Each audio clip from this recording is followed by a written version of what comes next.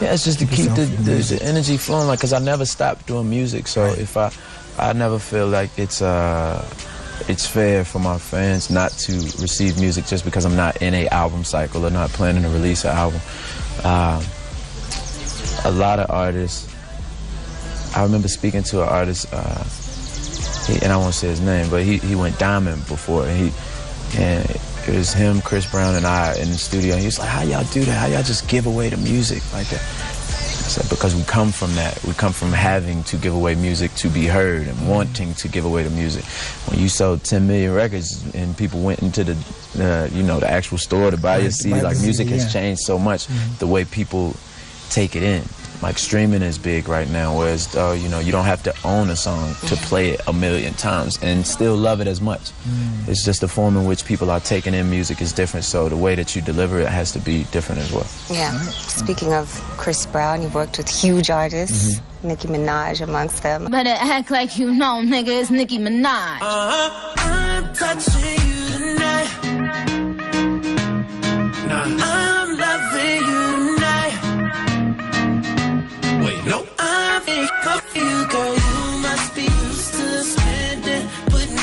Having two huge art acts in the studio or more on a song, does that ever get like pressure? Does the ego ever come through and it's like, I'm trying to shine, he's trying to shine? Yeah, I think everybody when making music is very confident in what they do, and I think that's why people you see superstars able to link up and make these amazing records, time after time. It's because it is like, I won't say a competition on a record, but everybody wants the best for the record. Whether it's whomever you're working with, they want to do their best on the record, you want to do your best on the record. So it's a friendly competition within it, I think, with whomever you're working with. But when it's a collaborative project, everybody wants the best version of the record, so it works out. Right. Now, of course, like whenever your name is mentioned, even when you're not there, music, a photo, all the ladies go wild. And we'll talk about that in a minute as well. But speaking about ladies and strong women in your life, your relationship with your mom is one that, you really treasure and how influencing you coming up. Maybe you can talk about how, raising you and just coming up and being able to dream of something that you're now living. I owe so much to the dedication that my mother had to being my mother. Right. Being that she was so very young when she had me. My mother got pregnant at 16. So it was a decision that a young woman had to make to sacrifice much of her life to make sure that I lived a better one, to make sure that I knew that there were dreams and possibilities that I could attain, because people I grew up with in the same area, same town, same school, we have different paths because of how we were raised and what we were taught.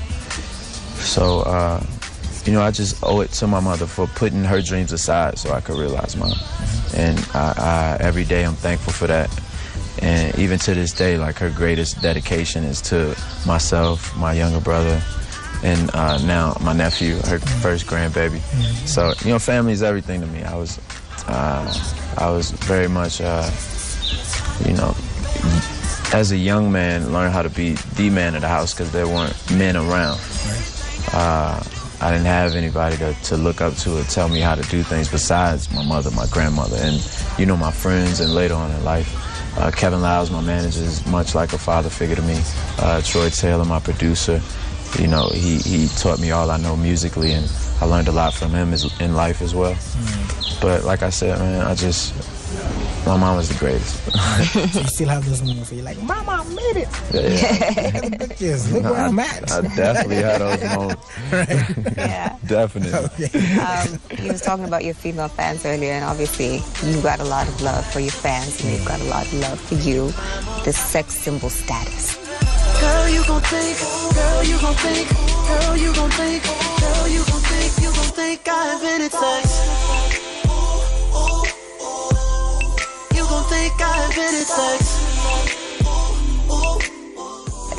Do you feel pressure to keep that up all the time? Man, I haven't been that for a while now. It's not as much pressure as it used to be.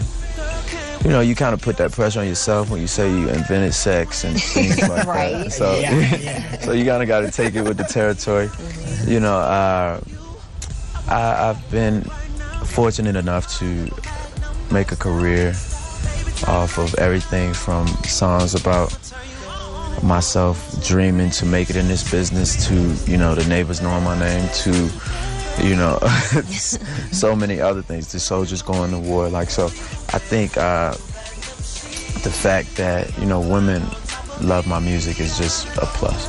You know? Is there like one moment that you can say is like the craziest thing that you go back like, dude, what happened? Like, is there a moment that you can think of? Or there... In what way, though? Yeah, like, concert. Yeah, that was probably one of the most memorable concerts, and there's so many moments like these, but I remember we did 2 nights in London.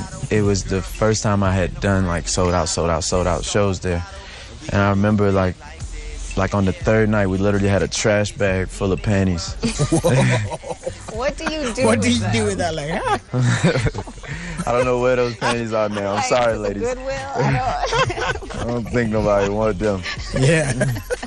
That's crazy. Yeah, but that was actually like a time where I had, you know, the song, like Panty Drop was the intro to the album at the time. Like, it was a big thing to throw your panties at. Even though I fell way in too deep, can't think about giving it up. But I never knew love would feel like a heart attack. Ooh, and it's killing me. It's killing me. Swear I never cried so much. I never cried so much. I never knew love would hurt this bad. The worst pain that I ever had. Like you're saying, you have performed at these massive concerts, but coming to Kenya, this is a whole different experience that you're getting to interact with other African artists, getting to make music with them. What's been that experience? And furthermore, artists who are, you know, very credible stars in their own right, you know.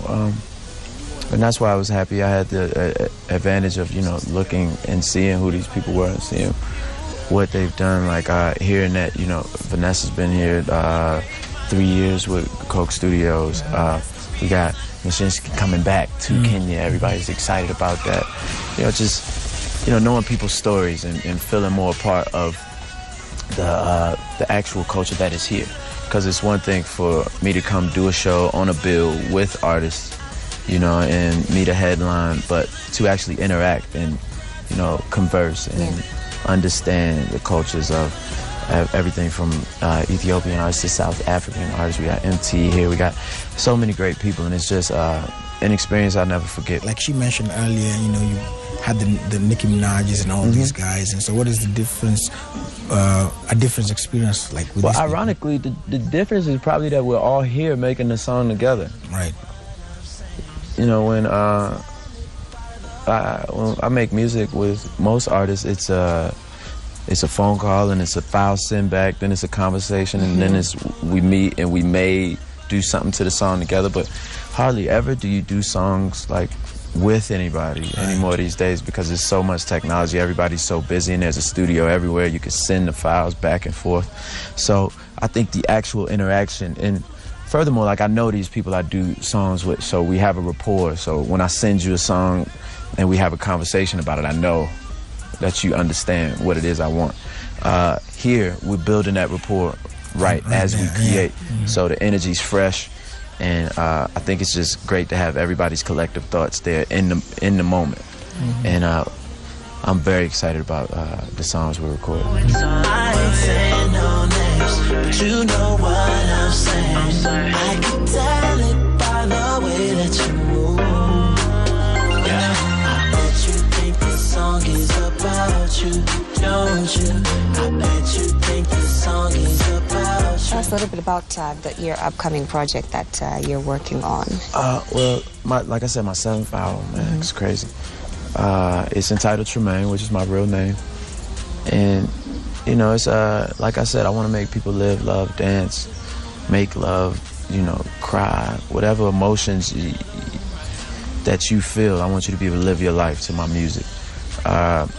And Tremaine is just a window to a piece of my life. You know, I feel it's very personal. The latest installment, Trigger, was, you know, the other side of what Tremaine is, I feel. So while it's a traditional, you know, Trey Songs album, it's, you know, the version of me now. You know, because every time you put an album out, it's basically just your emotions at the time. So it's a time capsule for, you know, what's on my mind and on my heart at the time of making this music. And several pictures that we saw of you enjoying some jollof. Jollof rice from Nigeria. Yeah. What did I tell you I wanted to? The samosa. Yeah, I need one So of the those. triangles. Yeah, the triangle. Triangle, yeah, that's what it's called. Oh, they told me it was you gotta have a samosa. I was like, a mimosa? Different. Like, where are they? All right. So I take a mimosa and a samosa and some jollof. I'm sure they can make that happen. Right. No, but yeah, I tried a bunch of different foods actually yesterday. I haven't really been able to enjoy a true Kenyan meal, so I'm excited about that opportunity. You should have some. Yeah, no, I'm sure they'll make it happen. Yeah. I can throw. Can you? You could throw I down. can throw down. No, you fine and you could cook. And I'm Well, single. well, well. I'm just saying. Oh, Okay. throw it out there. There you go. Yeah. Throw it out there.